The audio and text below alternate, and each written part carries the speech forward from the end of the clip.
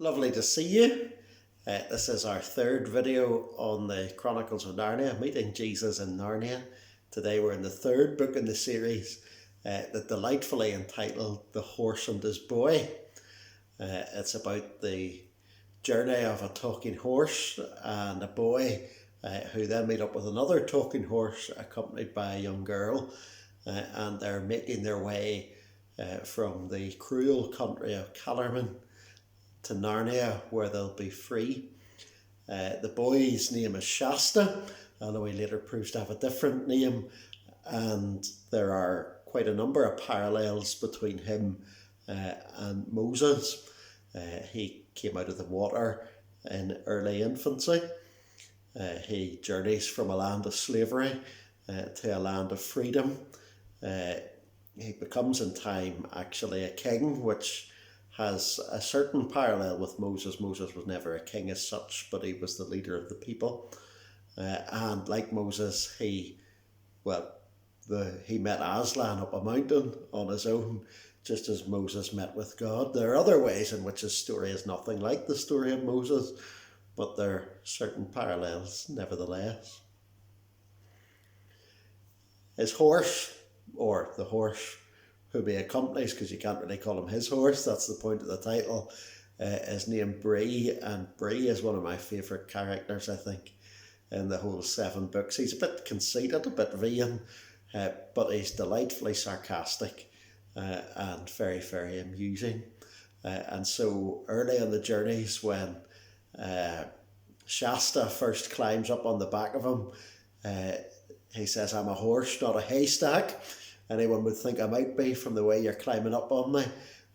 Or the next morning, after Shasta's had several falls off, Bree says to him, "I don't know why you're feeling sore. Can't have been the falls. You fell into such springy turf. Must have been a delight to fall on it. And the one that might have been bad, well, it was broken tenderly for you by that gorse bush, wasn't it?" Sarcastic kind of character. But as I said, a little bit conceited and a little bit mistaken in some of his understanding of who Aslan truly is, and that comes out and is marvellously corrected in the words that we're going to read now. Bree said to Ravis, who was not very interested in the cut of his tail, "I've been wanting to ask you something for a long time. Why do you keep on swearing by the lion and by the lion's mane? I thought you hated lions." "So I do," answered Bree, "but when I speak of the lion, I of course mean Aslan, the great deliverer of Narnia, who drove away the witch in the winter. All Narnians swear by him." "But is he a lion?" No, of course not," said Bree in a rather shocked voice. "All the stories about him in Tashbaan say he is," replied Aravis. "And if he isn't a lion, why do you call him a lion?" "Well, you'd hardly understand that at your age," said Bree, "and I was only a little fool when I left, so I don't quite fully understand it myself." Bree was standing with his back to the green wall while he said this, and the other two were facing him. He was talking in a rather superior tone, with his eyes half shut. That was why he didn't see the changed expression on the faces of Hwyn and Aravis. They'd good reason to have open mouths and staring eyes, because while Bree spoke, they saw an enormous lion leap up from outside and balance itself on the top of the green wall. Only it was a brighter yellow, and it was bigger and more beautiful and more alarming than any lion they had ever seen. And at once it jumped down inside the wall and began approaching Bree from behind.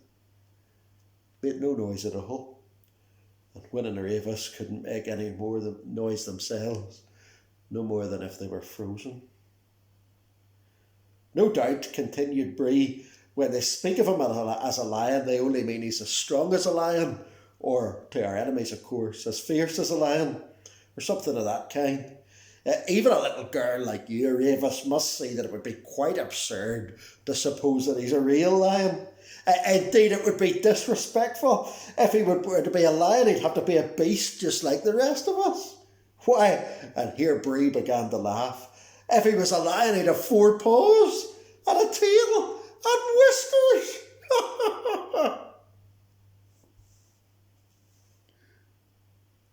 Well, you've guessed it, haven't you? The lion sneaking up behind him was indeed Aslan, and there and then Bree discovered that Aslan really was an actual lion.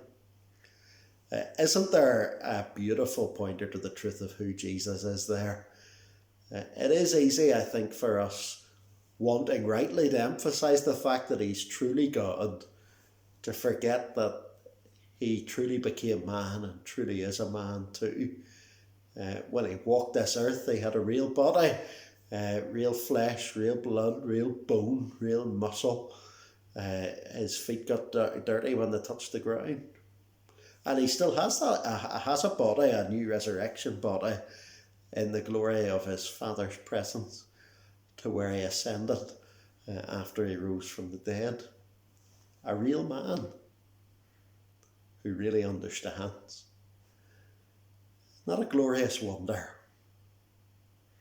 Jesus is truly human, and Jesus understands all the things that concern us in these days and in any day, and he is able to help. The great Redeemer he is. May we look truly to him and know his blessing. God bless you.